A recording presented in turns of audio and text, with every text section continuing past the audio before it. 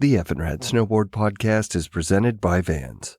Before I start the show, I want to thank listener Corey Octoon for inviting me to stay at his place for the Legends of Tahoe event that took place at Donner this weekend.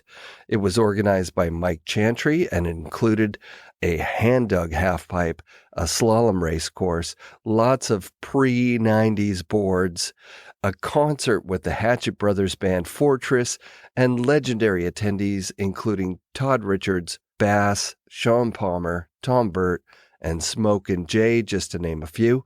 Unfortunately, I got the COVID and had to take a rain check until next year. Thanks again, Corey. I hope you guys had a blast. Season 7 of FNRad is sponsored by Wired Snowboards, the Boardroom Snowboard Shop, Anon Optics, Time Bomb Trading, the Canadian distributor of Dragon goggles and Stance socks, and so much more. And of course, Tribute Board Shop in Nelson, BC. Wired Snowboards has had a big year, signing ultra legend Devin Walsh to the team, expanding their staff to keep up with demand, and non-stop innovation on materials, graphics, and everything in between.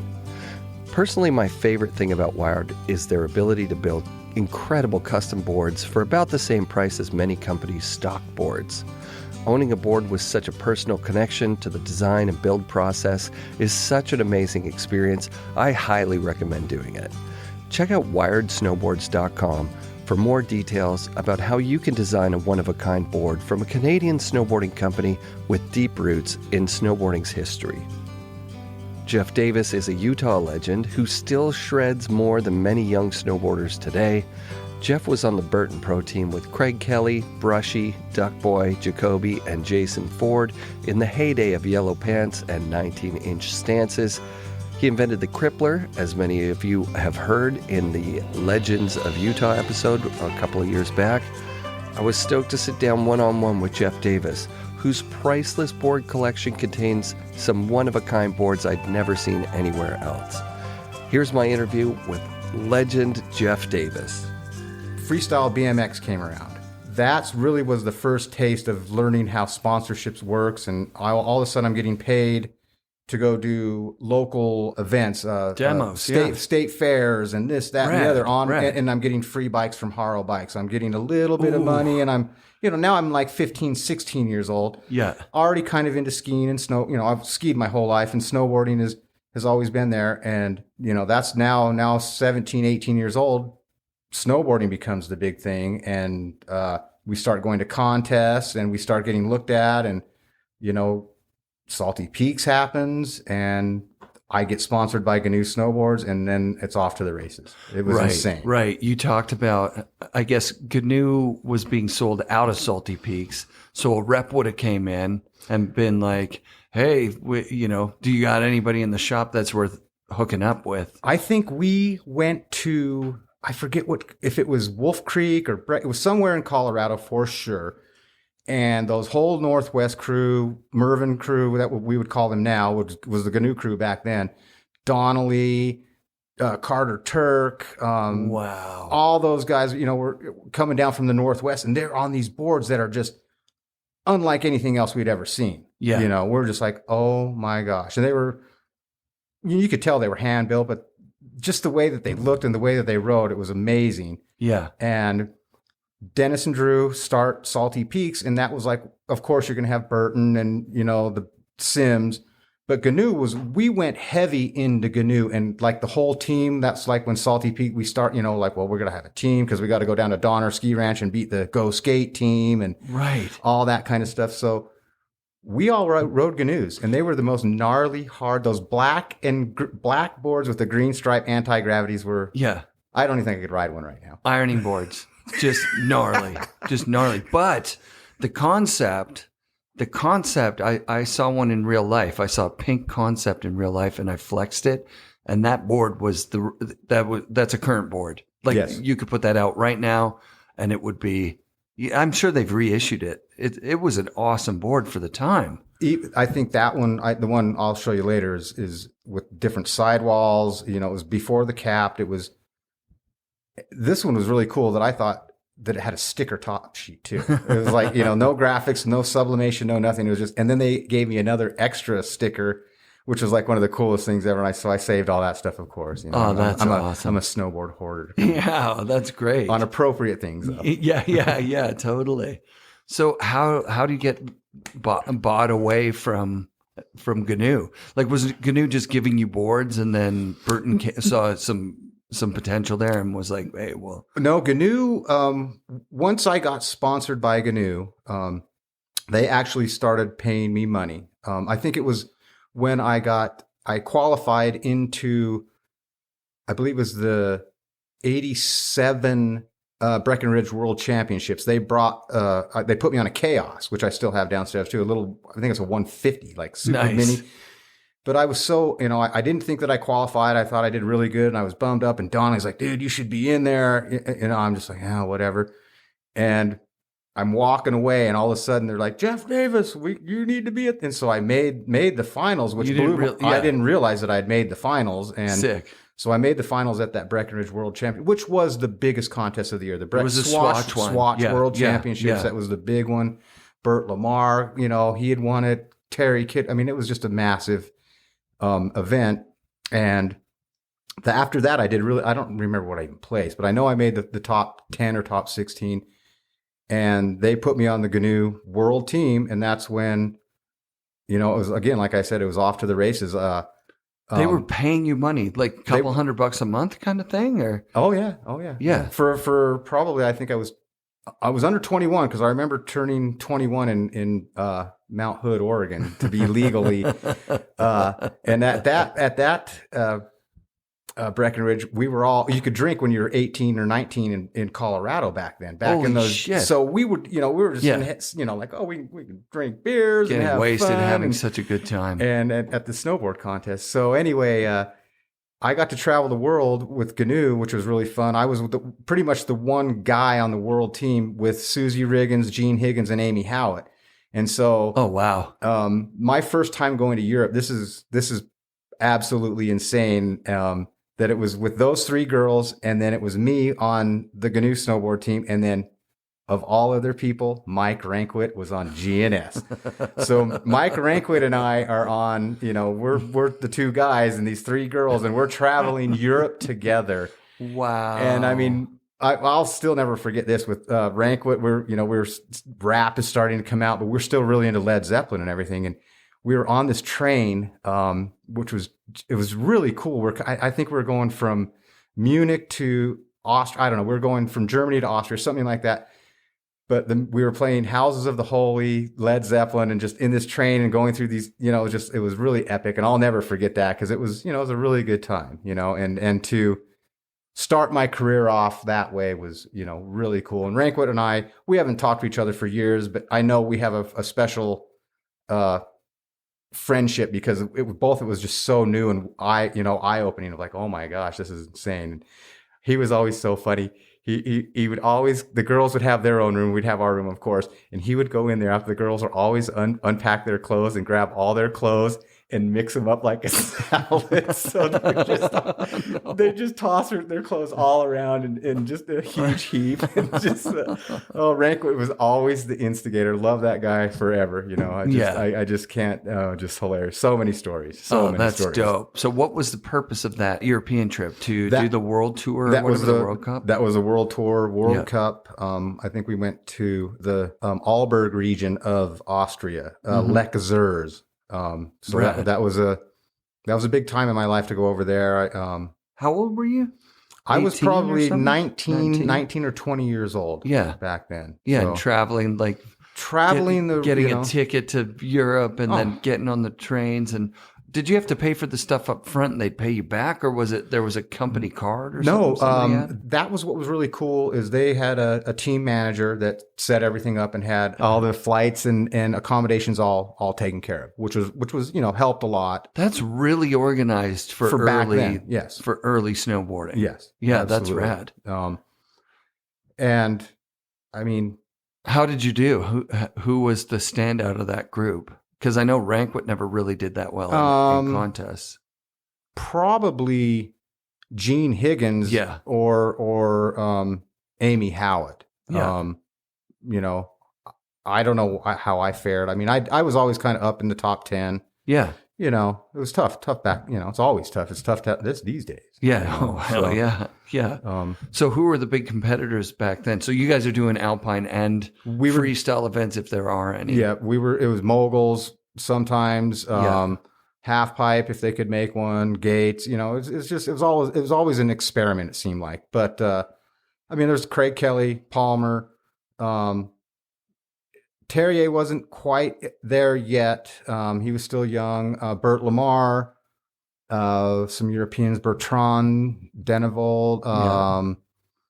There's some Petra Musig on the women's side.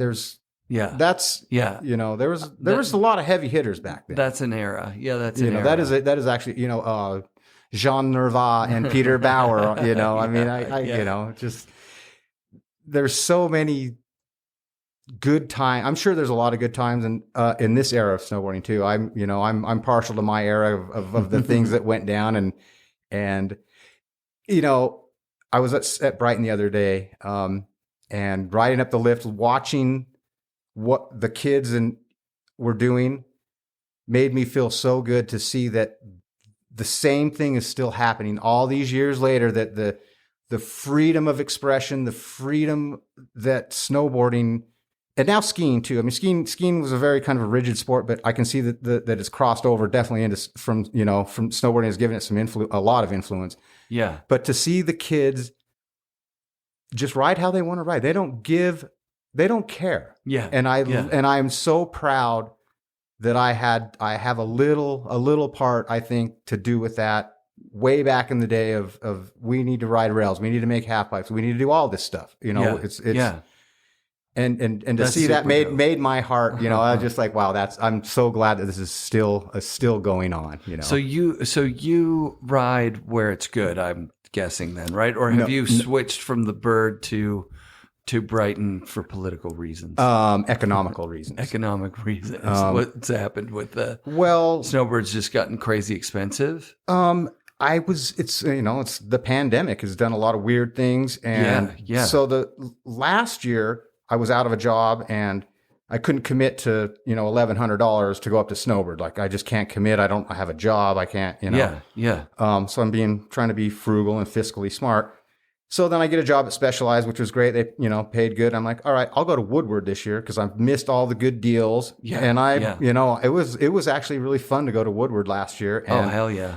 Learn how to jump, 52, 53-year-old man, trying to jump again and trying to do a method took me a long, Wow, that's awesome. It's just like, you don't do that, it's one of those things. I've been there, man. I've been there trying to relearn methods. I can throw a powder slash and I can ride down, but if you're not doing the tricks, you're not doing the rails, you're going to get hurt and you common sense for me now, I've been hurt too many times. But anyway, so I went to Woodward and that was great and it was fun. And then again, the job issue came up and I'm like, I can't commit to Snowboard. And Snowboard did get a little bit greedy with their parking.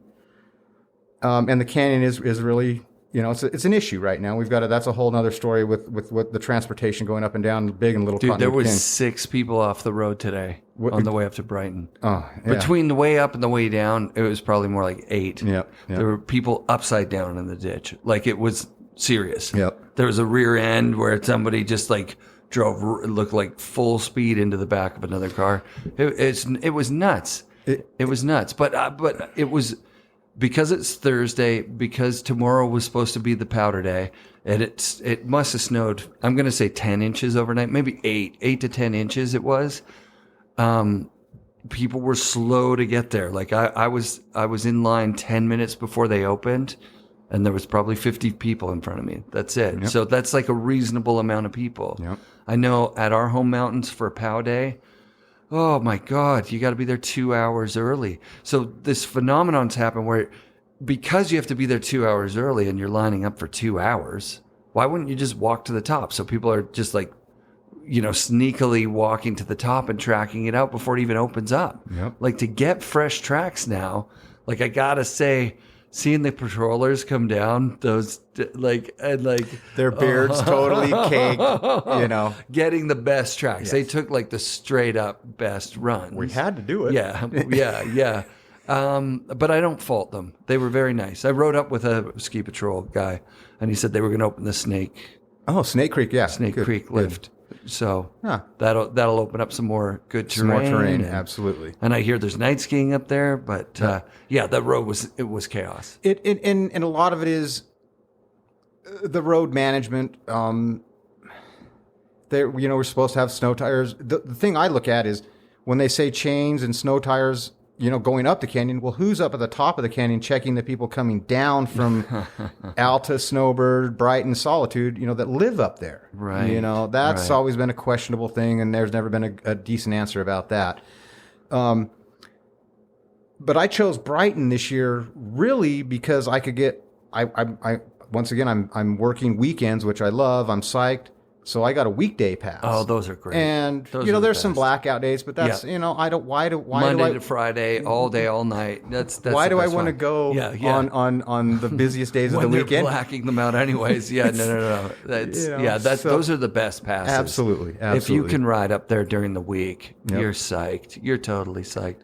Okay, so like going back in time again, there's got to be a point where Burton comes to you at a contest and says, Jeff, would you consider riding for us? It was Paul Alden. He was the team manager of, I'm going to throw it out there, Dave Alden and Rick Alden. Rick Alden is the one who started Skull Candy and now runs Stance. And Dave Alden, we've been friends with the Alden for forever with Salty Peaks and all that stuff. And Paul Alden, their father, was in charge of like of contest organizing for a bunch of years, and he got a bad rap, trying to organize it all. But anyway, somehow, some way, he ended up becoming the Burton team manager, and he's just a smart guy, and the Burton team was staged out of Park West back in the day. It's now called the Canyons, and they had their training camp there. Oh, right. And I had a season pass there, so when I'm riding GNU and they're seeing me, and what I don't know, and I'm beating people, I'm doing good, and so Paul Alden's like, gives me a few ultimatums of like, hey, if you don't sign with Burton, I'm gonna take your girlfriend away. I'm not gonna tell you who the girlfriend. Oh, it's Tina Bassage back then. You dated Tina. See, that's the funny thing is, we dated for about 3 years when we were very young. Oh, that's sweet. Very, very. She's young. an amazing person. Oh, she's absolutely amazing. Yeah. So that's cool. It was one of those, and I chewed tobacco back then, and I was so young. And then it's Burton. I mean, it is freaking Burton snowboards. And as a kid, I remember getting a Burton catalog, and my first board was a Burton. Well, I should say my first board. I had other board, but my first true one was the Burton Woody. Yeah. And I'd look through the catalog. I'm like, oh my gosh, they've all boots and clothes. They always made everything. And so finally the day the whole Mount Hood incident kind of went down with GNU being switched over to a new company and things getting a little bit rocky there. And I'm like, well, my best course of action is actually they sent me up to the Blackcomb Summer Surf Out. Paul Alden orchestrated that. I just remembered this, that so there's a summer surf out up there, up in Blackcomb, and I'm about ready to drop into the halfpipe, and I think it was Ken Achenbach announcing the contest. He's like, here's Jeff Davis. He's a canoe rider. And I dropped in, and it's like, wait, no, he's on a Burton now. and I ride down on a Burton, and I ended up winning the overall. I didn't win everything, but I did good enough to win the overall of the whole contest. So I won, I don't know, like $1,500 or something crazy like that on a weekend trip from I was already at Mount Hood. And so I come back, I go up there with GNU snowboards. I come back fully Burtoned out. Still hadn't signed a contract or anything like that. Wow. Come back with all these Burton boards and all this stuff. So later that I guess it would be probably fallish when the big trade show, I think it was outdoor. I'm not sure. It was the Long Beach trade show down in Long Beach, California. Yeah, big trade show down there. I'm like, I'm going to sign a contract with Burton. I'm just going to do it. And I remember Paul Alden coming over to my hotel and picking me and Tina up, and we went out to dinner, and I signed my Burton contract. Oh, man. She would have been pretty supportive of that move. Absolutely, absolutely. I think her Kemper stuff was starting to, I think, I'm not sure if Kemper, they built a team. They went huge really quick. I remember Tina being able to go on photo shoots. They all of a sudden the whole team is going to Blackcomb and helicopters and this and that. It was pretty neat. So yeah. So Burton, are they paying you money now too? They're like you're on a. So when it's all of a sudden I signed the Burton contract. Yeah, that was insane because now all of a sudden Oakley becomes. Ooh yeah. They're a team sponsor, so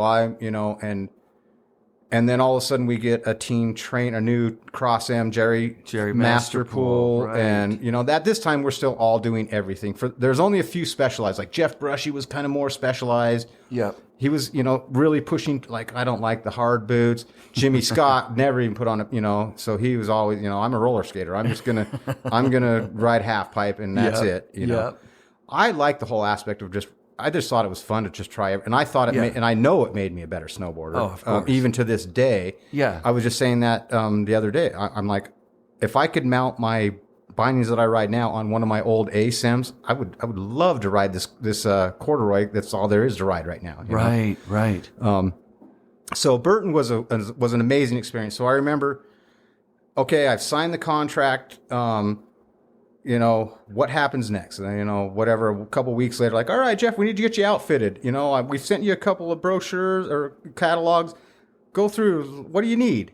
And this is like literally the dream of all dreams come true that you go through the Burton catalog, and I'm just being conservative. I'm like, well, boards were no issue. Boards, boots, and bindings were that was, now it's clothing. How do you want to look? How the attire? Because at this time this is now 89, 90, right? When I'm moving into Burton, they're huge. They've got all different color ways and, multiple, not as big as they are now, but they're massive in my eyes. And so to have, I'll take maybe one of those. Well, you probably want 3 of those, and everything I'm like, maybe, and I'm starting to learn maybe 2. He's like, well, take 5. And so whatever, at the end of the day, I'm done with my order and a week or so comes by and I can't even explain it. Just the piles of stuff.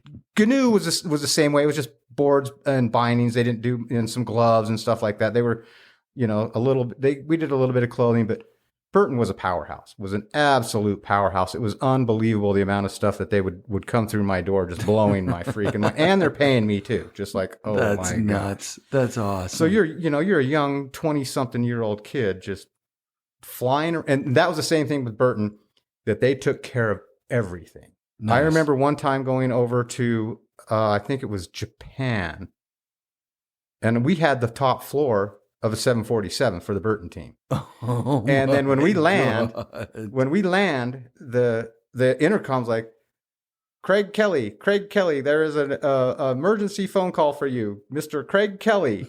And as soon as we land, and it's Paul Alden, like, did everyone make it there okay? It was like surreal. Like, Burton, I only was on only for a year, but it was a good year, and I'll tell you why it ended. So I have another good story about the Burton team. We were in Duckboy Wallace. I think Alex Warburton was there. I always got roomed with Jacoby. Yeah. It seemed like if I wasn't with if Kelly Joe wasn't there with Craig, I would room with Craig. Rad. Which was really cool. Yeah. But I remember sitting in. Duckboy was so mad, I don't know, about Europe for some reason. He sat there and drew it. We're sitting in the airport. I think it was Munich again.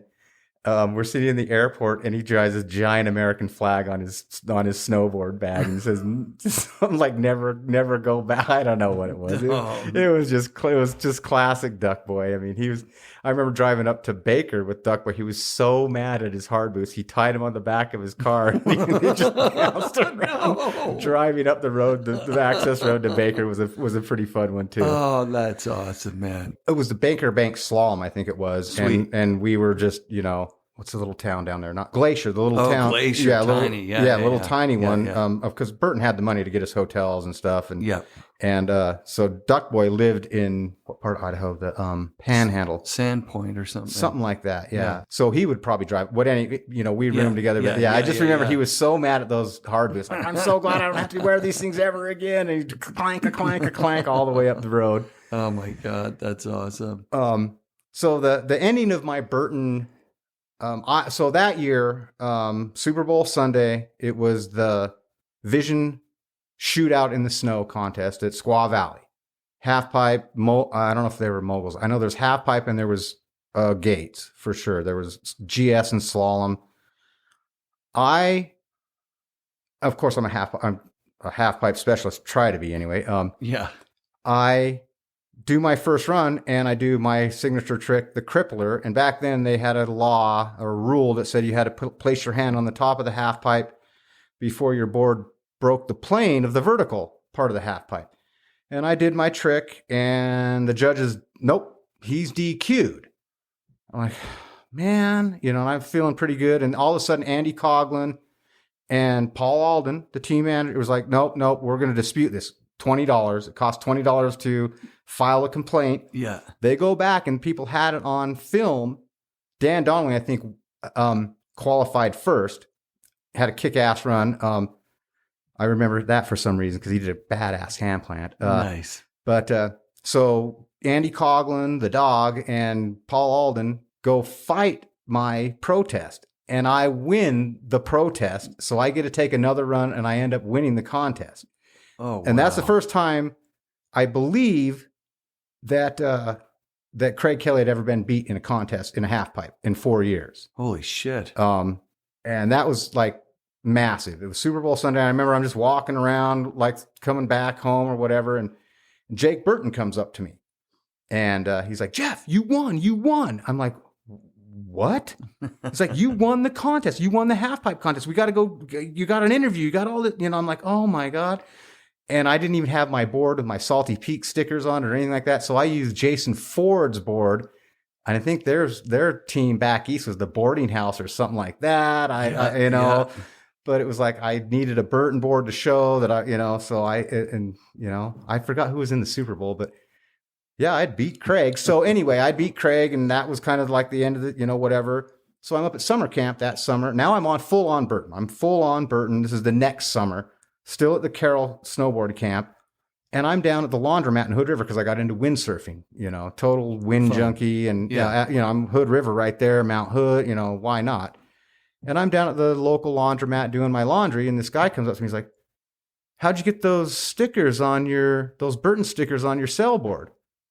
I'm like, well, I was dumbfounded. Yeah. He's like, well, I'm the new team. I'd never met this guy before. And he's like, I'm the new team manager and I've never seen rice stickers on a sailboard, a Burton rice stickers. And I guess a rice sticker means that's something that you lay on and then you fiberglass over. Oh. But these were just normal stickers that I just Burton stickers that I just stuck on my sailboard because I was super psyched to be riding for first Burton. And I'm riding I think it was a Sailboards now. It's in my backyard. Actually, it's still out there.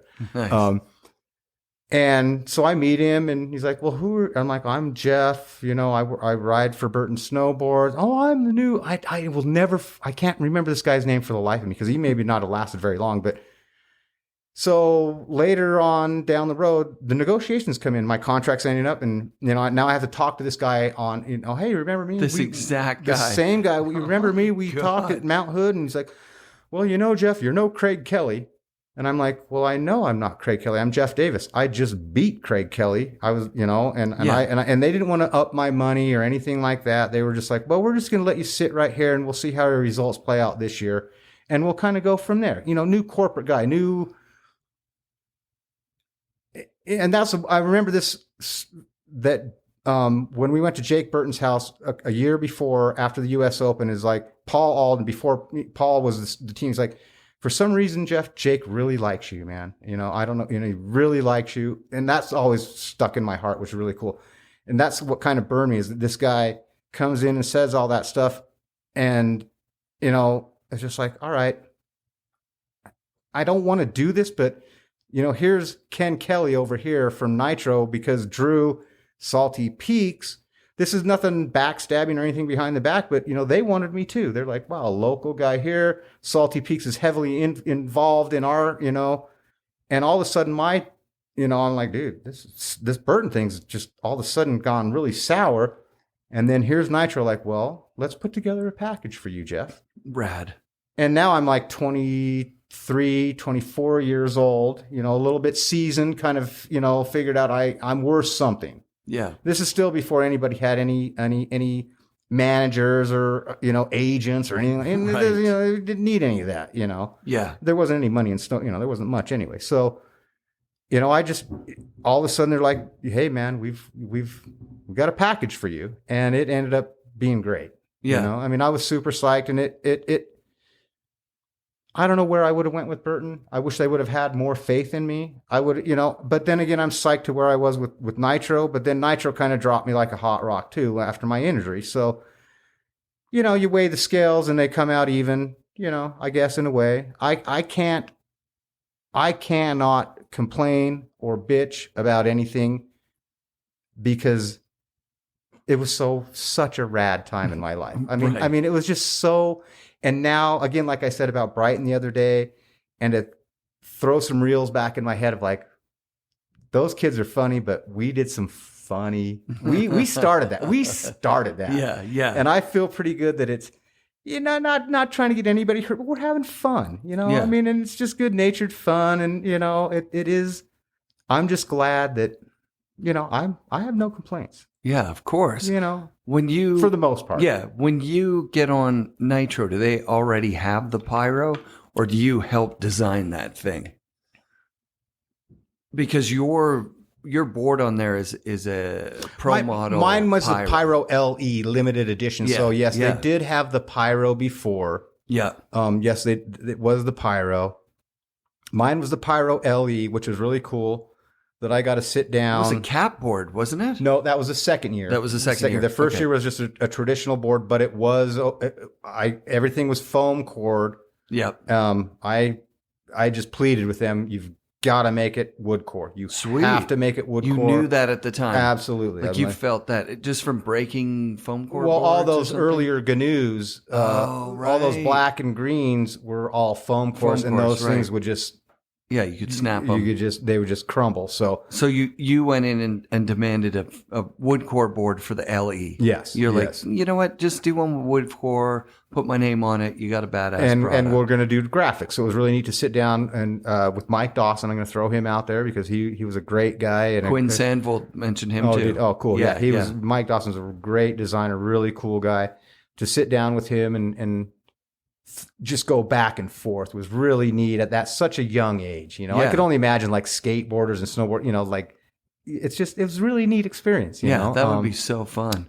And then what is now you're taking the Crippler back to defend, like you've beaten Craig Kelly at least once. You're going back on the tour for Nitro. Did you go? Yeah, you would have to go on Nitro clothing and all that stuff. Like it's a stripped down program, right? No, well, that was what was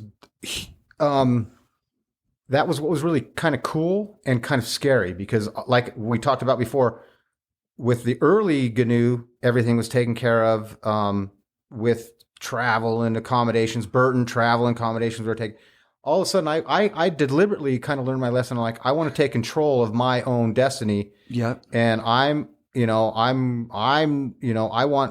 want money per board because I don't know how many you're literally going to sell. So I ended up striking a deal, getting paid from all three of the distributors, the Japanese distributor, the European distributor, and the American distributor. Wow. So I got a no injury clause in there, which I don't know how and why. That's probably why my injury happened, but I got a no injury clause, so they what could. the fuck is a no injury clause? Back then in the day, because snowboarding had it still has inherent risk, but Yeah. everyone had an injury clause. If you got hurt riding, they could cut your pay.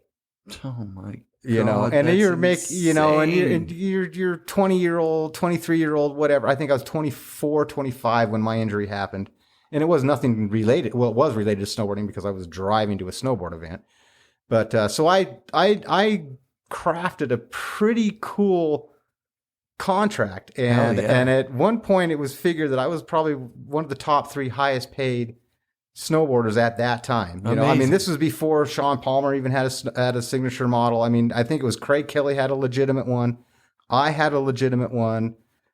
Peter Bauer and Jean Nerva with Burton, of course. But then there's, you know, these Rankwit had one. Rankwit with Gordon, with GNS. You know, there was, you know, so it was, you know, there was.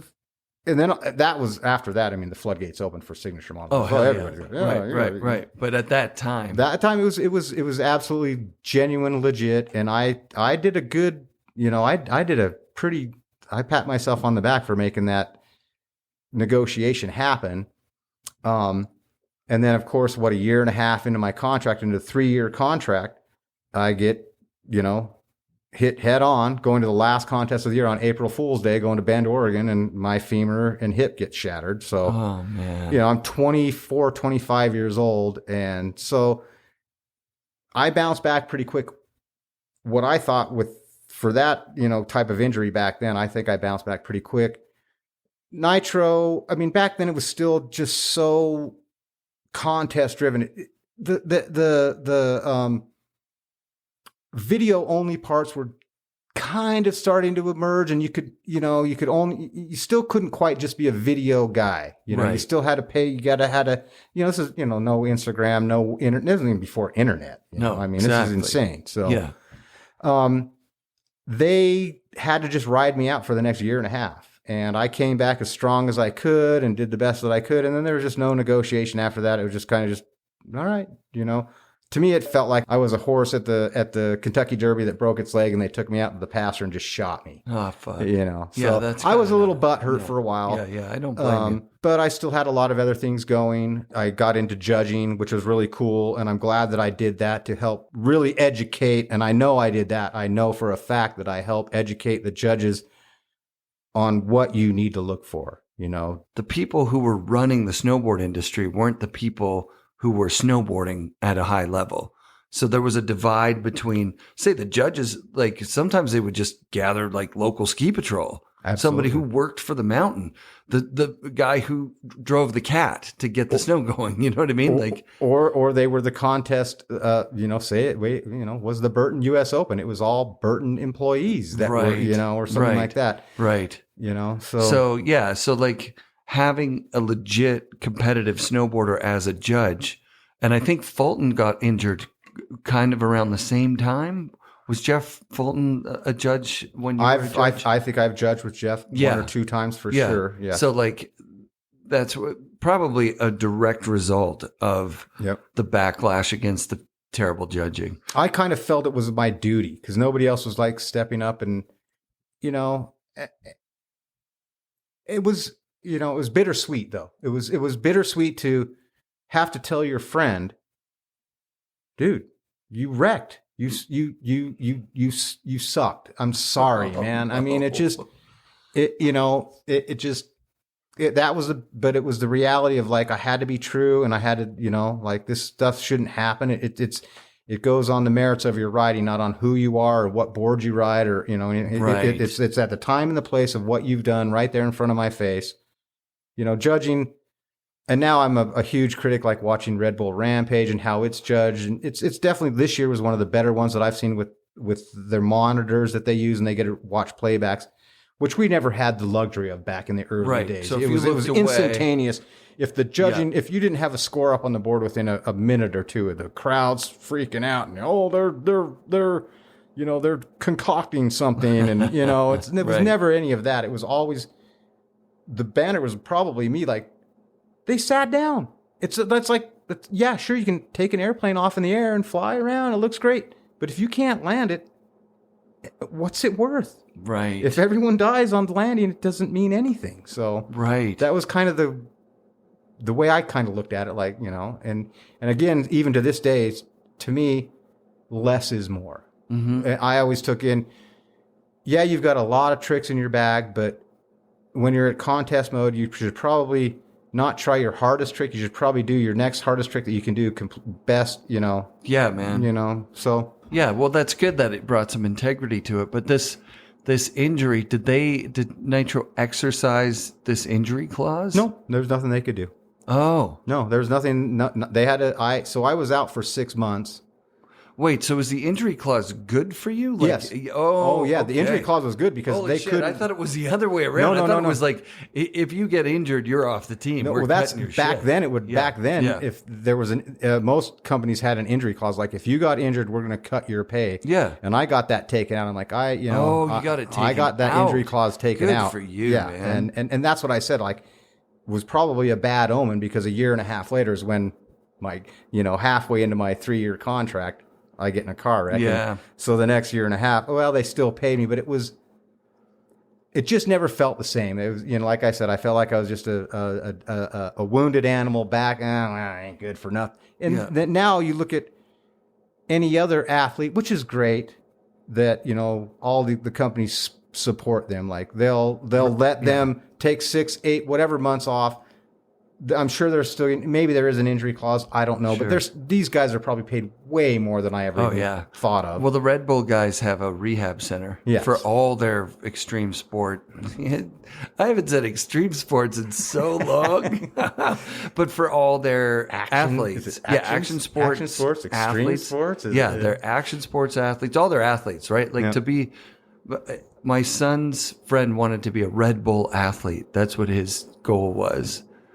And I was like, what is that? He's like, well, I do trampoline, but like there are Red Bull athletes in all sorts of sports. Everything. I was like, wow, fuck, that's a weird thing to aspire to. But at the same time, like when I look at, my son's friend, what he has to do to become a Red Bull athlete, it's impossible. You know what I mean? Yeah. Like it's impossible. That is so funny you say that because I was just watching a video on YouTube about Jackson Goldstone, a young, up-and-coming, awesome mountain biker, just got his first Red Bull helmet. And that is like a massive, massive thing. I remember drinking Red Bull and red vodka in Austria, and that's the only place you could get it. Yeah. It was illegal everywhere else, and now Red Bull is such a massive powerhouse. Yeah, it's nuts. It is nuts. Yeah, monster. This is the year that I don't talk shit on energy drinks because I just did a year of drinking them.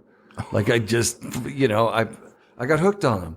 They're great. They feel nice. In the morning, it's like the alternative to a coffee for me. I get energy all day.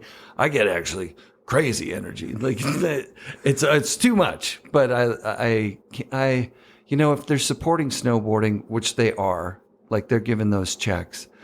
I don't know why I just defaulted to be on the drink water guy's side where I was like, come on, let's get energy drinks out of here. Let's not have Mountain Dew as a sponsor. But I mean, what do we have? Butterfinger. TDK, right? It was like tape cassettes, Winston NASCAR racing, right? Winston. Right. I mean, it is. Unfortunately, it's money. I guess. I mean, it has to spin the wheel. It has to keep things moving, and it just like I said, seeing that video, like, wow, man, Red Bull has been around a long time, but it doesn't seem like it just because they kind of evolve and keep moving, and it's just like they're not overbearing, but I don't know. Yeah, I don't drink. yeah. I've never liked the stuff. I've never liked any of those drinks. Coca-Cola, that's about my hardest drink, soft drink that I'll drink, Yeah. How funny is that there's hard soft drinks now? Exactly. Yeah, man. So what are you doing at the Red Bull Big Air and Style? Are you judging or were you in a couple of those? Oh, no. The Red Bull, I did their skyscraper, snow scrapers, it was called, in New York City. Oh, wow. That was probably 10 years ago. Yeah. I think I did a couple other Red Bull one-off events. I'm not sure. I could be wrong on that. I know the snow scrapers was the latest, or snow scrapers. Yeah, that sounds something right. with this side. Yeah. That was kind of a weird one-off pyramid toe in off a big ramp, hip jump. So wow. It was. And you judged that? We judged that. Yeah. Oh, that's fun. It was kind of strange, but we got to go to like Red Bull headquarters Holy shit. in New York, and team overall meetings of how the whole event's going to go down. It was they're crazy. I don't, They're on point. yeah, they're But they couldn't convince you to drink the Red Bulls. no. Those early ones that you had in Austria, they were weird, right? Like I remember They having were the totally Austrian different. ones. They were strange. They were, and it was You always didn't know what you were drinking. Red Bull, and it was Red Bull vodka, wherever they, and it was red vodka and Red Bull, and people are bouncing off the walls. Totally. And, Yeah. I remember the first time I had them.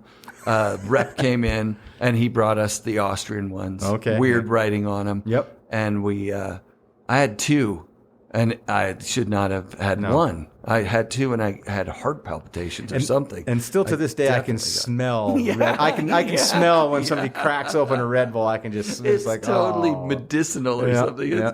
It's crazy, but I mean, whatever they've done, they've created this, sports machine that cranks out these athletes and supports them with, rehab centers that are really aggressive and the training facilities that they, I mean, I remember kind of the first one, it seemed like in my eyes, I'm sure there was probably some before that, was when Shaun White was sponsored by Red Bull and they built him the half pipe, the secret half pipe in Colorado with the foam pit. Yeah. This was before airbags. Yeah. I'd love a Red Bull helmet, but that wasn't even a reality back then. That was, right. And I try and again reach back and go, I had a little part to do with these kids getting these Red Bull helmets and these monster helmets and the rails that are on the ground on ski resorts and the half pipes and. Yours is one of the only tricks that's still current. Like people still do cripplers. And everything else was basically invented in skateboarding, all the grabs and all that stuff. I feel like the Crippler is to snowboarding like the McTwist is to skateboarding. Yeah, like to me it is not I shouldn't say groundbreaking, but it is a root trick. It is a base trick now. It looks spectacular. It's quite easy in a sense. I shouldn't say that. You still do them? I haven't. When's the last time you did a crippler? Oh, probably 10 plus years. But I have an idea that I want to try and create this year if the snow helps. And I'm feeling good of where is that picture in my house? I have a picture of it in my house of this natural quarter pipe that occurs at Brighton that this guy got a picture of me, and it was on the cover of the local Utah Winter Sports Guide way back in the day when I was riding a canoe. Rad. I want to try and recreate that this year that I'm riding. But this one was without a grab. It was more of an inverted J tear without touching. Yeah. The Crippler became more the Crippler when I started to grab it. Yeah. And just flopping over, which I wanted to do one at Woodward last year. Into the foam pit? Would you do one into the foam pit? Oh, absolutely. First, you think? I would probably do a couple frontside inverts. Yeah. Just and then flopping over and then maybe trying to throw without it. I don't know. I don't ride with a helmet. People are probably gonna whatever. Yeah, I don't either. I don't either. Well, okay. So we're probably going to run into each other now and hit both our heads together. I definitely feel the pressure to get a helmet. You're feeling that pressure? Well, I absolutely. I do. Yeah. And I feel totally comfortable riding with the helmet on my mountain bike. I mean, I've ridden with helmets on my snowboard because they made us at times. And obviously I rode motorcycles and I'd wear a helmet and stuff like that. I'm not opposed. I'm not anti-helmet or anything like that. Me neither. Absolutely not. Yeah. It's just one of those, I don't know. I've never had the right helmet. I've never had the right one. Like I've never put a helmet on my head and gone, this is it. This is the one I'm going to wear. I do snowmobile with a helmet, like a full face helmet. I got to take a piss. Oh yeah, for sure. We'll pause that. To do the Craig Kelly camp right next to them. Oh, of course. Just see the total difference. Yeah. What was the difference between Ken's camp and Craig's? Well, Craig's was corporate and Ken's was free for all. I mean, it's just just Craig and Ken. I mean, it's just great friends, great, but they're just the two total opposites. That's amazing. I love it. Yeah, so you would have come up to Blackcomb for camp a few times, right?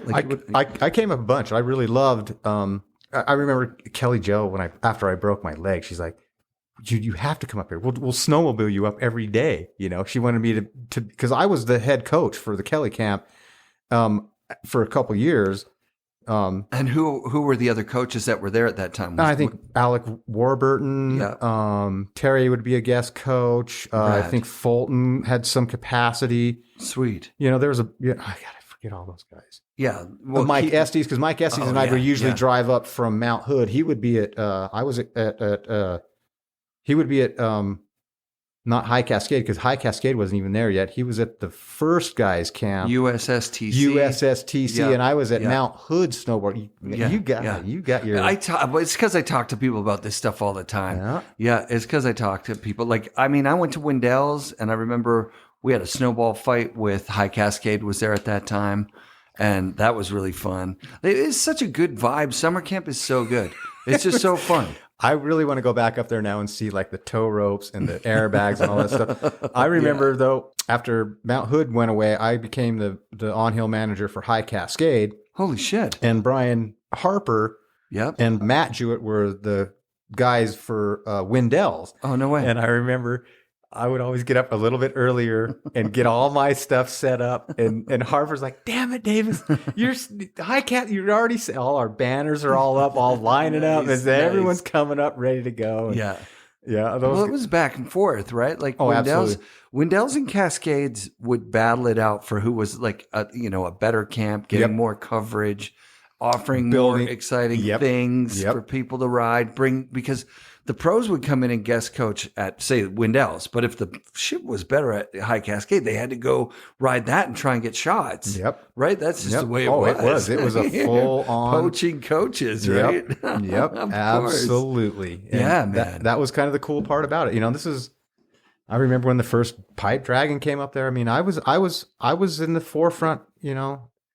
The more I go back, I feel... I mean, I never felt bad about it, but it's just nice to know that... And there's going to be a small amount of people that remember it, and the people that do remember it, I'm psyched for. So I'm not looking for, a statue of me made or anything like that, but a little hey, thanks for helping pave the way is always a nice thing to see. And again, going back to the other day at Brighton was just awesome to see that snowboarding is alive and well in 2021 going into 2022. Yeah, what was the first year you rode? Like, what was the first season? To actually ride on a lift would have been probably, well, it was absolutely at Alta. Yeah. On the little K-tail, little plastic skis. You were a part of that group. Absolutely. Oh, wow. Dennis Nazari was there. Yeah. This was all but we all... Back then, snowboarding was so small. You would always kind of see the same people, and all of a sudden, word gets out that you can go snowboarding, and so there was obviously no Facebook, nothing like that. We just I don't know how. I wonder how the information got out and how I guess it was telephones and somebody would call and say, hey, I heard that they're riding a lift at Alta. Yeah. And you got to ride little skis. And so we all go to Kmart and buy our little plastic skis or whatever, or go to the, who comes up with this? Like, who came up with that? Alta came up with this idea because of the winter stick. Mm-hmm. Had the gigantic skeg that was center probably, that long, and it hung down and it was wide. And so it would rip a rut through the fresh groomed snow. Yeah. And then the Burton Woodies, which I was riding, or the Sims 1500 FEs that had a P-Tex bottom but no metal edges, but they still had the fins, which would kind of help you turn. They just ripped up the corduroy. So they said you could only ride the powder. Oh, my God. So that's why you had to get off the chairlift on the skis so you didn't rip up the down ramp. And then if you came across a groomed run, they wanted you to walk across it, put your snowboard back on, and ride down the because back then this is in the early 80s. 81. Probably. Yes, absolutely. 81, 82. And there's no snowmaking. This is all real. This is real life snowboarding. These days now, everything's man-made. It seems like, totally. Which is for Utah. I have to go on this real quick. That it just sucks that, I mean, global warming is an issue. There is. I mean, I hate to, it's just from living here my whole life to see it is December 9th right now. Yeah. And to barely have my first snow on my ground in my backyard is heartbreaking. Yeah. Back then, I mean, growing up in this town my whole life, right now there should be snowbanks on all these streets about 2 feet high all the way around. And they would start in December. You would always be snowboarding or skiing by Thanksgiving. The full mountain would be open by Christmas, you know. I mean, that's just the way that it was. It's not going to happen anymore. I recently said I got into fishing, and going up to our reservoirs, it is unbelievable that less than 2 years ago, some of these reservoirs were full to the brink. Yeah. And now they're so low. I don't think in my lifetime I will see them come back up to where they need to be. I hope to God they do, but I'm so afraid of, you know, I had a friend that was telling me that he was watching a study that there wasn't going to be snow below 10,000 feet within about the next 20 years. Oh, God. And then those same scientists went back recently and looked at what's going on now, and they say, well, we probably were wrong. It's probably going to be within the next 10 years that we won't see snow below 10,000 feet. And Brighton sits at 8,800 feet. Right. It's scary. It is scary. It is very scary. I saw something a few years ago that I'm not going to try and do numbers, but a significant amount of the places where the Winter Olympics have been held no longer get snow at that elevation. So like it was consistently getting snow, and then now it's just, it doesn't happen. It doesn't happen. If the Olympics were going to happen in Park City like they did in 2022. Yeah. I think it was 2002. 2002. Right. I don't think they could have them in 2022. Right now. I mean, I guess they could if they just focused 100% on the venues, but then there's no skiing for anybody. I mean, you look at the upper mountains of these. I mean, it's and the other thing that kind of really is irritating, that these ski resorts have spent millions and billions of dollars for their infrastructure and everything, but they're not batting an eye at what's going on. And like, you guys need to start thinking more about the longevity, maybe some mountain bike trails and that kind of stuff, because if the snow is not going to happen, how are you going to pay everybody? Where's the income going to come from? So me being an avid bike rider, bike riding really paved my way into snowboarding. I was skateboarding and stuff, but like I said, can I ask you about the Haro thing? Like, were you on the like A team with like Dennis McCoy? And I was not on the A team. I was like on a B road team. Yeah. But Dennis McCoy was there. Yeah. He was. I mean, I remember Dennis McCoy coming for a demo, and we joined them for a demo here at a couple of bike shops. Wow. That's Matt Hoffman was on the team before Hoffman Bikes. That's right. Matt fucking Hoffman. I don't know if Dave Mira was on there or not. McCoy's been on there forever. Yeah. And those were those like Haro freestyle bikes, like the ultimate. I have my Master downstairs. Oh yeah, Haro Master, right. I have my Haro Master. Yeah, was there Haro Master, and was that, am I right on the freestyle? No, just GT freestyle. I'm getting mixed up. No. Yeah. The Haro Master. That was like, I couldn't afford the bike. Twin top tube. Yeah. I mean, you still have yours. Yes. I saw somebody was selling their original, Jeff Brushy. Oh, It was like $5,000 or something. I got a good story about that with the Burton team. Okay. Yeah. With Brushy, and I mean, so I signed the contract with Burton. Going to, all of a sudden now I'm going to training camp about this time, September, October-ish, in Donner Summit, California. The new team trainer is Jerry Masterpool. He picks me up at the Reno airport. And he's like, I need to stop for anything. And I'm like, yeah. So we stop at a convenience store. I grab a 6-pack of beer or whatever, and, you know, this, that, and the other. And we get to the house at Donner Summit. I walk in the door, and I'm hearing, what the hell? It was a reggae song. Brushy's blasting upstairs. Fire up the ganja. It was like Fire on the Mountain from Grateful Dead. It was Fire up the ganja.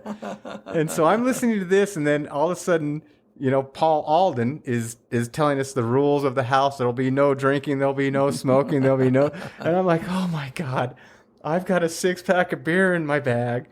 Jeff Brushy's upstairs blasting Fire up the ganja. I'm like, oh God, here we go. You know, so that was an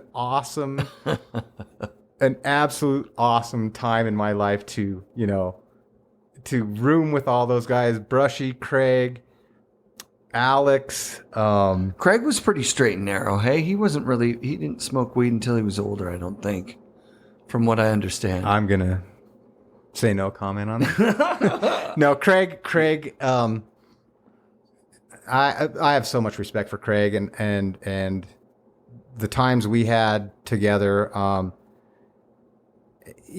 never saw him. I've heard some rumors, this, that, and the other, but yeah. Well, I think Kelly Joe talked about it and said like he didn't love that she smoked weed all the time. Yeah.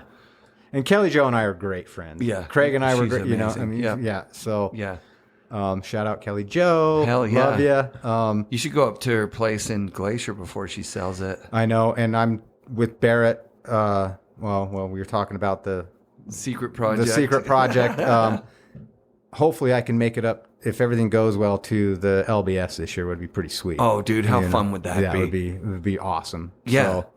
So, man, I want to go to that too. So I did probably 3 or 4 of those Good. early days. Yeah. Love to go back up. It's such an event. It's cool to see I'm that many so people there. glad to see that it has been embraced and just locked down, like this is the way it should be. Yeah. That's really cool. And more people need to look at it like that and do things like that too. I had Gwen on the podcast. It was an older show. It's kind of embarrassing to say, but the first couple of seasons, as I was interviewing people, I remember sitting across from Gwen and hearing her talk about the ski resort and my eyes glazing over and being like, this is kind of fucking boring. And she just said that she's a skier. And I'm like, I can't put this out. It doesn't make sense. And then last year or the year before, I was hurting for episodes and I went back and I listened to her episode and I was like, what the fuck was my problem? That was so cool hearing about Duncan making the resort and the way that they're managing it. They're not like doing crazy advertising and they're not trying to get people to come. They're not like trying to load up that mountain past capacity.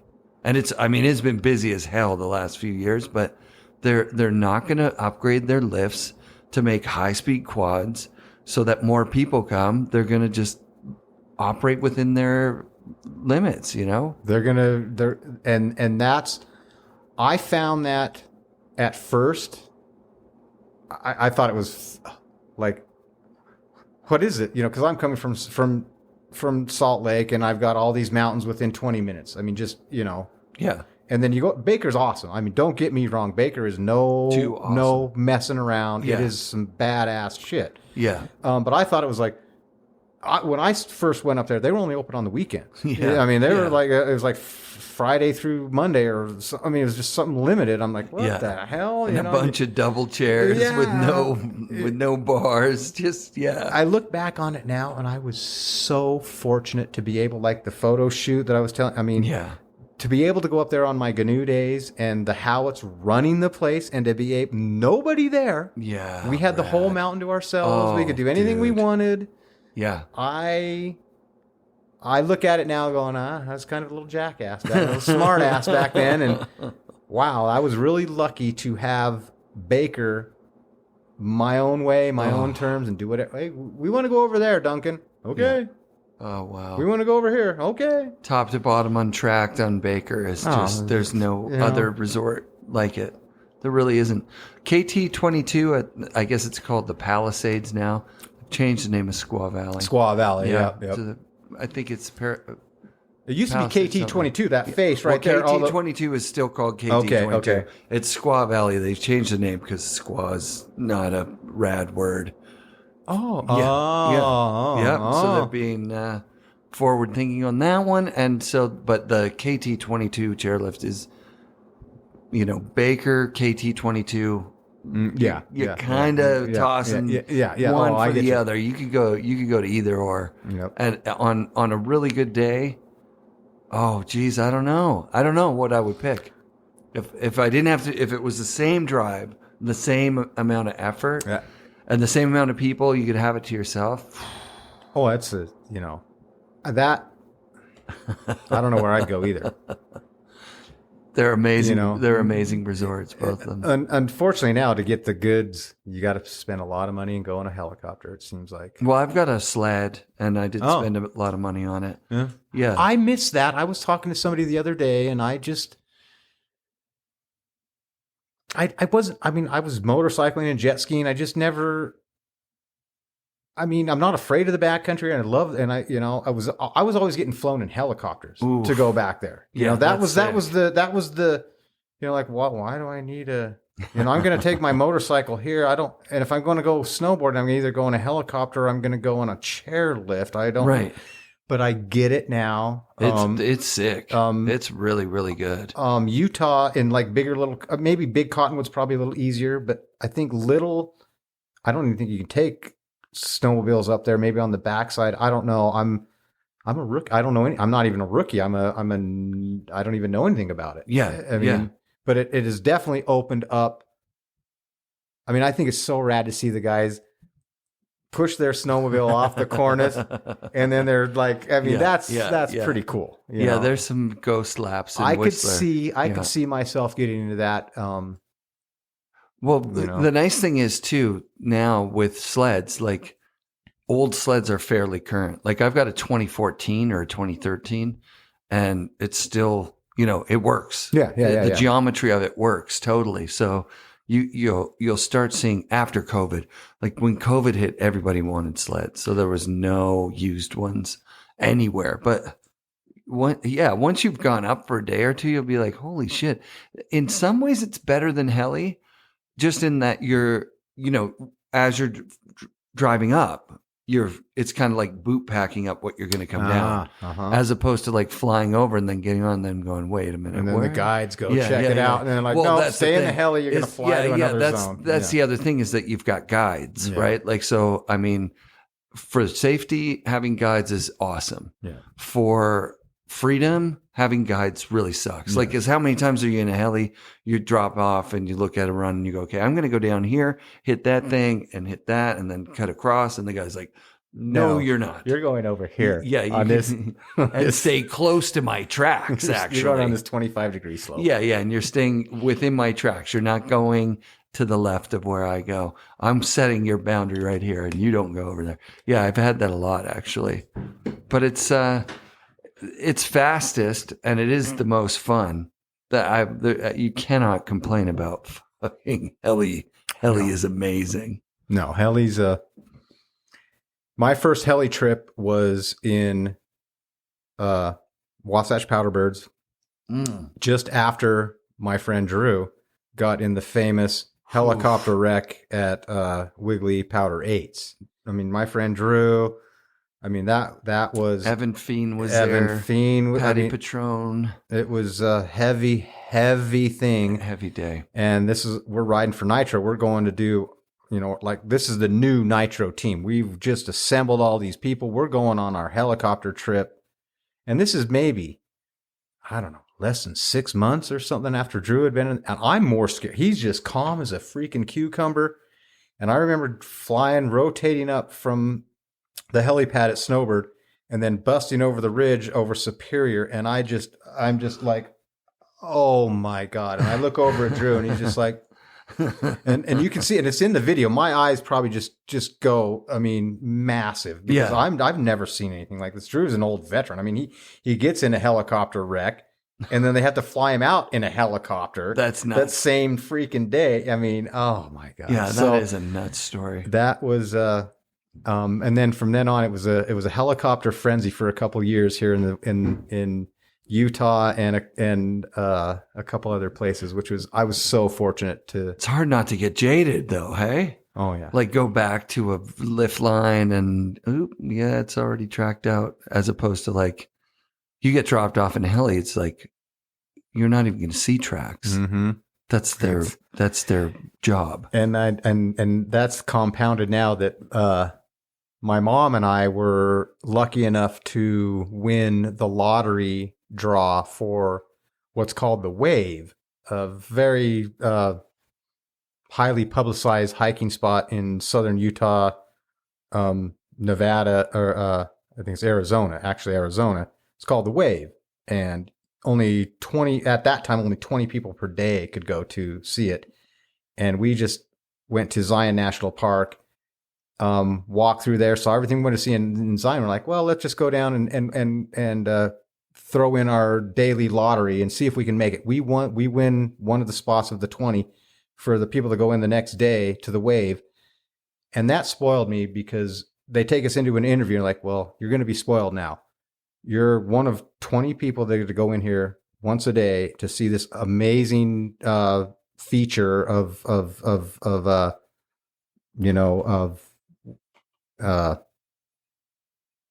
geological art.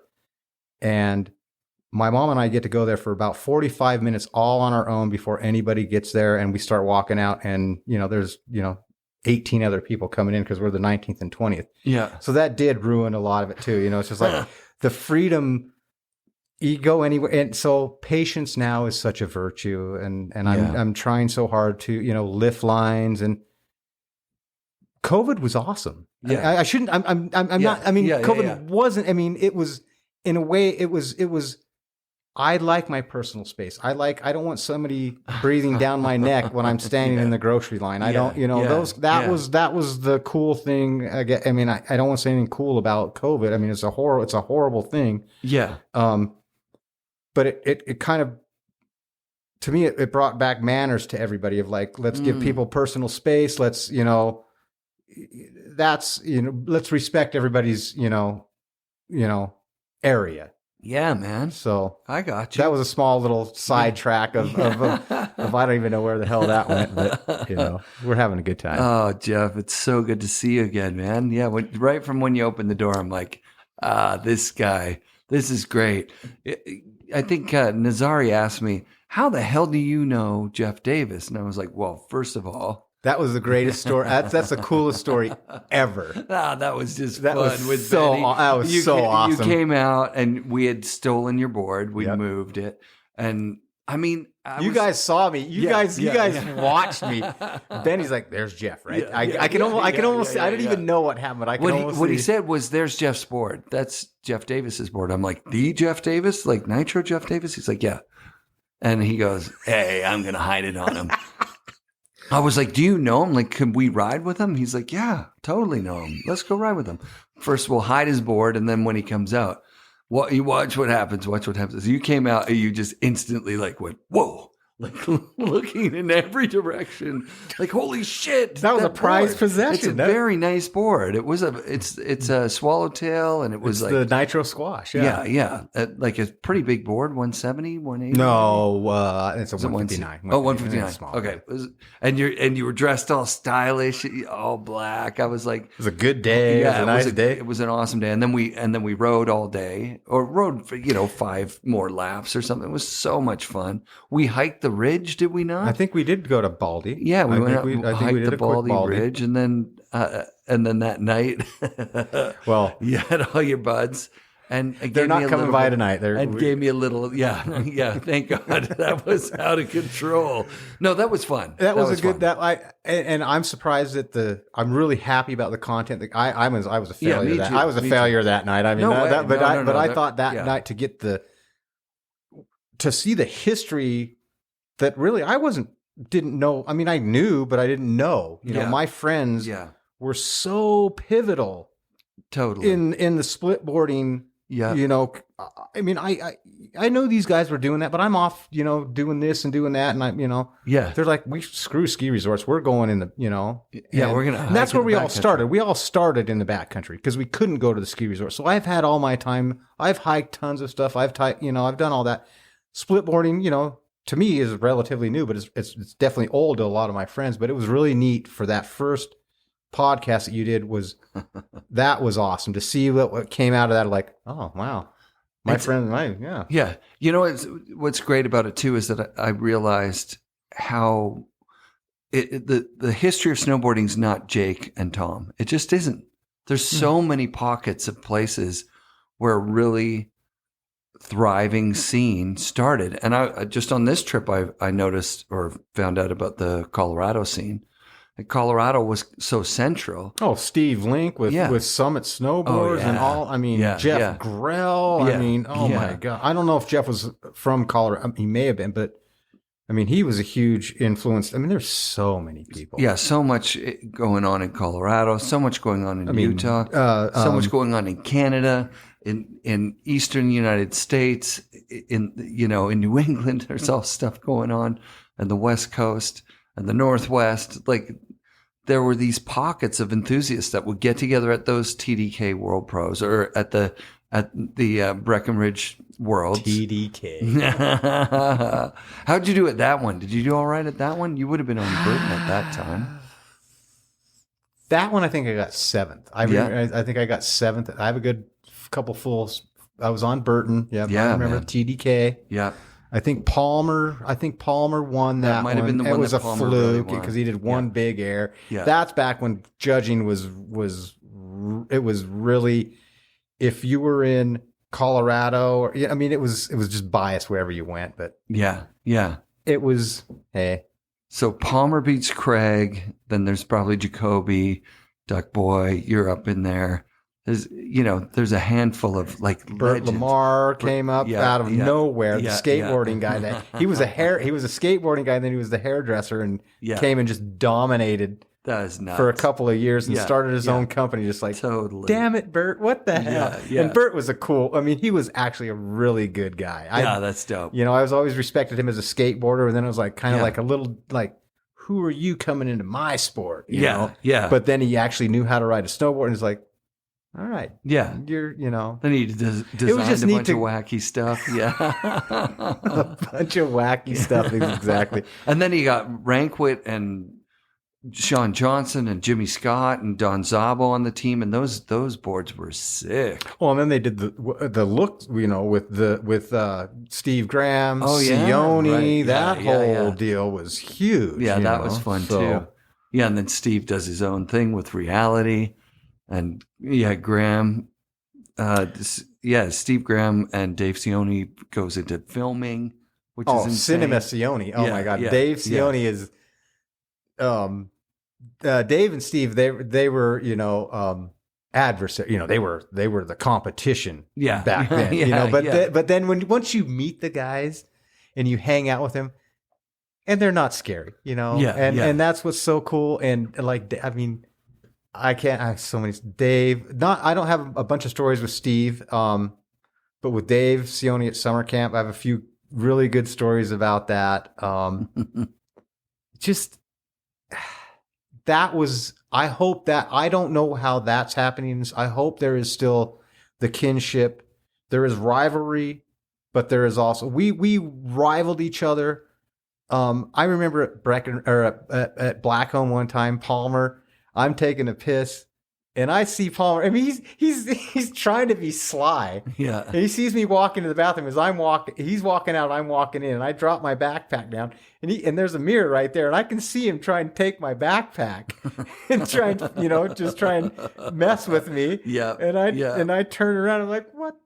Palmer, what? He's like, I mean, just shit like that was just classic. We all, we were all good friends, and I really hope that's still happening if they have meetings at contests at X Games like they used to or whatever, because that was the way it was. We'd would be fierce competitors on the pipe or the mogul field or whatever apparatus we were supposed to ride that day.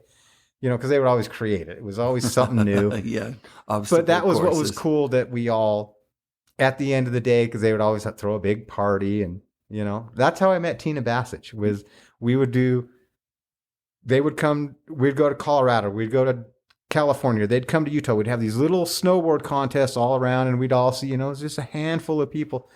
But I remember at Breckenridge at the World Championships that one year, they set us up with free beer and pizza and salad at some place, which is like, what are you doing?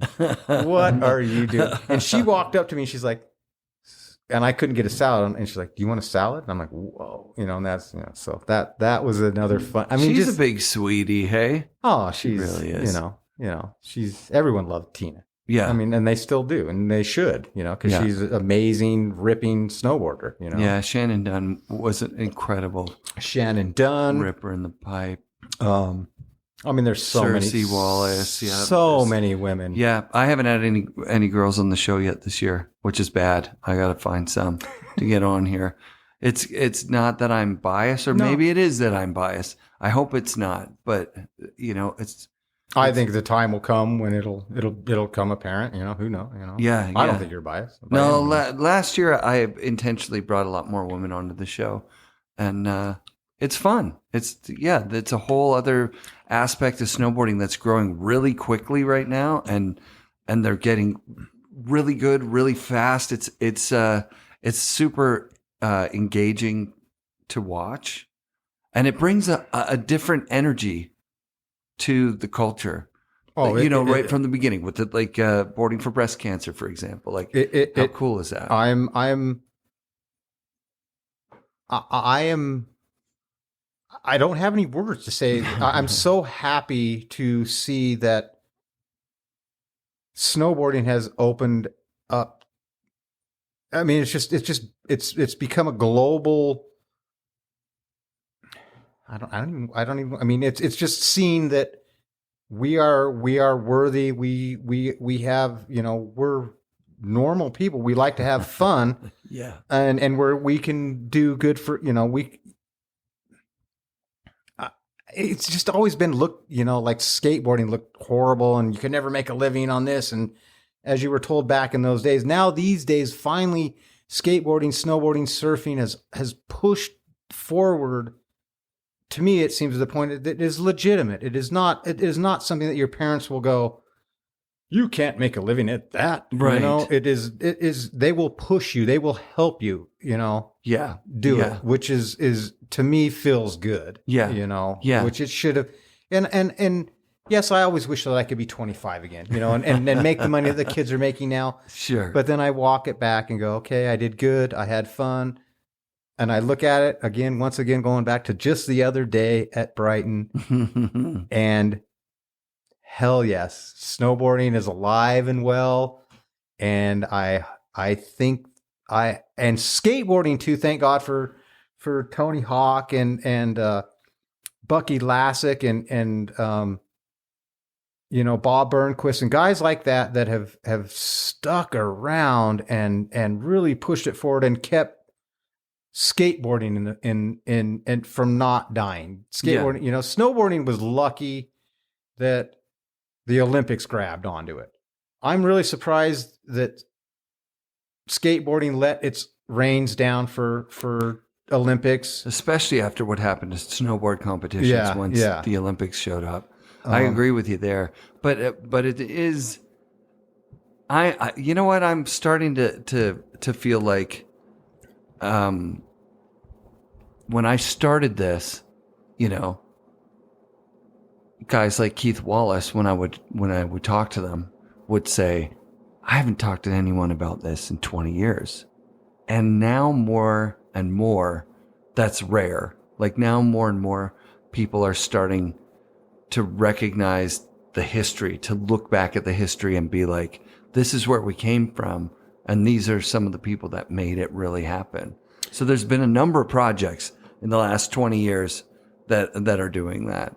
And it's getting more prevalent. And I maybe at some point, some way we'll have, like a Hall of Fame or like a recognition type thing. And it's going to feel really, really good when that happens. See you, accepting your Lifetime Achievement Award. I mean, and that's another thing I just want to say right on the mic is that when I met you, the day I met you, you were shredding and like you're hungry. You're still snowboarding. That you are our, legend that's still keeping it going. That's still going. I love that. Because there's for everyone that's still going, there's 100 that just don't do it anymore. Well, I grew up here, and skiing and snowboarding is a lifestyle. Yeah. I just got fortunate enough, I guess, to be good enough to get paid at it. Yeah. That doesn't mean because I don't get paid, I'm going to quit. Right. I mean, I love it too much. That's why I do it, and that's why I will continue to do it, and it'll probably be the thing that maybe ends my life. I hope not. Yeah, I hope not too. But if I do die snowboarding, I will die, I'm sure, happy. And it is so nice to see that it's still living on right now. I hope that it doesn't die out. I hope that, the kids will still be hungry. I think they always will be. Yeah. Yeah. It's cool to hear you say that because, there's a bunch of people that listen to this show and snowboard. And next time you're out on the hill, look around, see what the kids are doing and try, see yourself in that. Right? That's so fun. Oh, it is. Yeah. It is the most, it is. And again, I go back the 9th or 10th time I've gone just the other day just to see, like, that was me. Yeah. That was me, like, just grinding off that rock on that same rock at Brighton because it was uncovered right there. And that kid just did it. And, like, it's such a free, fun sport that brought me so much. I mean, I can't give back to what it gave to me. I'm trying to, I'm trying. The people that paid me money that's just a weird. I was just thinking about that before you came over here today. Like, I was sponsored for so many years of people. I didn't have, some of the time I didn't have to do anything. I still got a paycheck here, still got a paycheck. I'm not even, it's August, whatever. And I'm still got a paycheck. All you have to do is be you. Yeah. That's amazing. That's awesome. So, I thank God. I mean, I can't, I regret nothing. Excellent. I would, with this, my little secret not my project, but a little project that may open a bunch of doors. It could, it could be fun.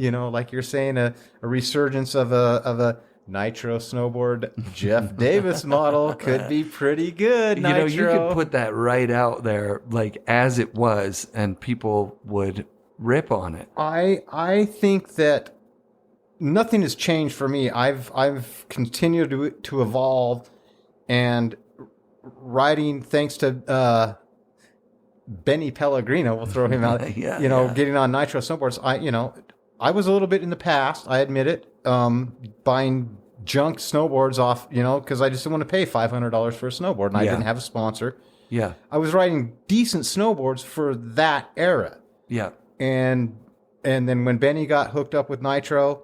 And he said, we need to put Jeff back on Nitros. That was a game changer for me. Like, I never thought I would be riding a 155 snowboard again. Right. Or a 159. And that's the two sizes that I pretty much primarily ride right now. That's epic. And they rip, and they it's unbelievable. And it's given me, I shouldn't say a new appreciation. I've always appreciated it, but it's like, wow. Yeah. I thought this snowboard would, they've skimped on everything, but they skimped on nothing, and the thing rips. So. That's epic. Thank God to modern manufacturing. Jeff Davis, thank you for being on the show again, man. Thanks for inviting me into your home and doing this. It's always good to see you. I can't wait to ride with you again. So come up to LBS, and maybe when you're there, we'll sneak you across the border and get you out on a sled, and we'll do a mellow day. Oh, yeah. A mellow day of just sweet pow turns in the Whistler backcountry. Love Whistler. Awesome, brother. Thank you, man. Thanks. FNRad shoutouts this week to Jeff Davis. Thanks for taking the time to sit down and talk snowboarding. You're one of the all-time greats, man. Special thanks to all the listeners who've reached out this week to message me about the show. You guys rock. It truly keeps me going.